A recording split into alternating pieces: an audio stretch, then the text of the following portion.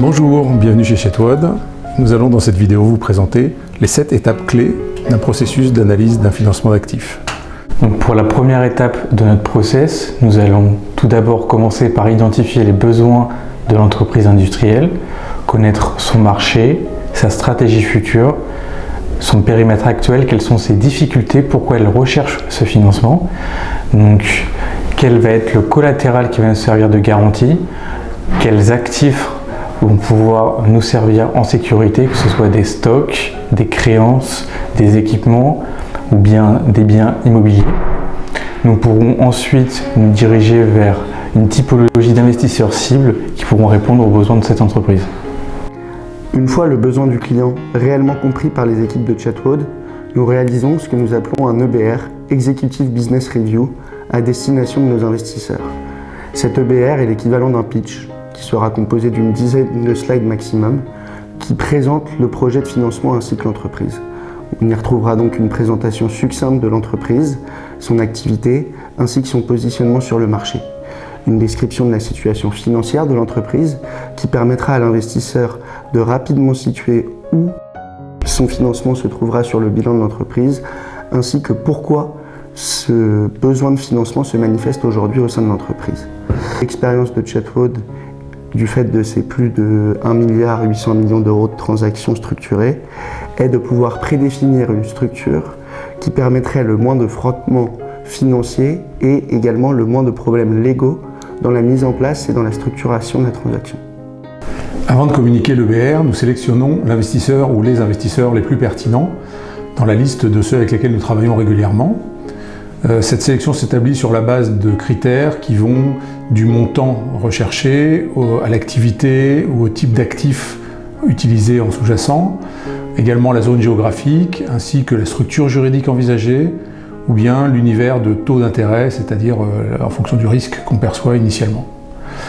Une fois que un ou plusieurs investisseurs ont manifesté leur intérêt pour le dossier sur la base de cette EBR, nous entrons dans une phase d'approfondissement qui commence par la signature d'un mandat de recherche de financement, puis l'organisation de réunions entre le client, l'investisseur ou les investisseurs et Chatwood pour approfondir certaines questions, notamment financières ou stratégiques et de contexte général. Après l'EBR et la première analyse de l'investisseur, vient l'étape du term sheet. Le term sheet, qui signifie termes et conditions, est une lettre indicative d'intérêt émise par l'investisseur, soit directement, soit sous couvert de Chatwood, au bénéfice du client emprunteur. Le term sheet réunit les grands éléments de la transaction envisagée, le montant, le type d'actif utilisé, les conditions de ce financement, éventuellement la structure ou une ébauche de la structure envisagée. Cette étape fait suite à la signature du term sheet et correspond à l'audit juridique, comptable et financier du projet. Elle permet de sécuriser la décision de l'investisseur et de confirmer les conditions énoncées dans le term sheet précédemment émis. Sans illimité, elle porte généralement sur un certain nombre de sujets principaux.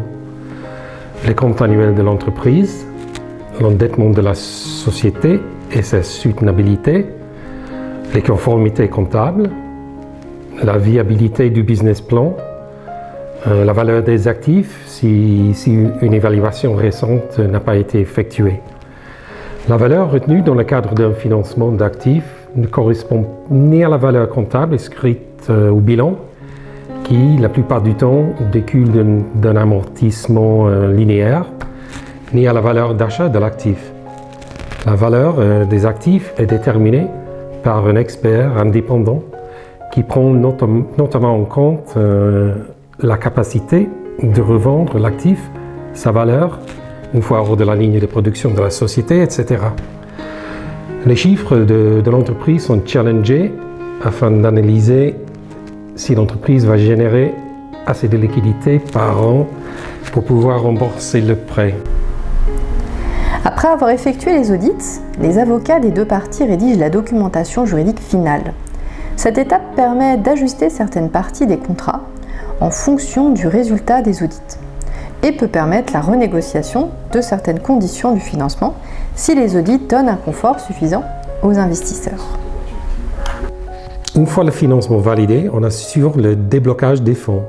la livraison de l'actif et surtout on reste disponible. Suivi, ajustement, évolution du contrat, le lien ne s'arrête pas à la signature. Pour conclure, ce processus d'étude de financement est une démarche complète qui permet aux entreprises industrielles d'obtenir des financements dans les meilleures conditions grâce à Chatwood. Grâce à ce processus d'étude, les clients industriels peuvent obtenir des financements dans les meilleures conditions et qui répondent à leurs problématiques.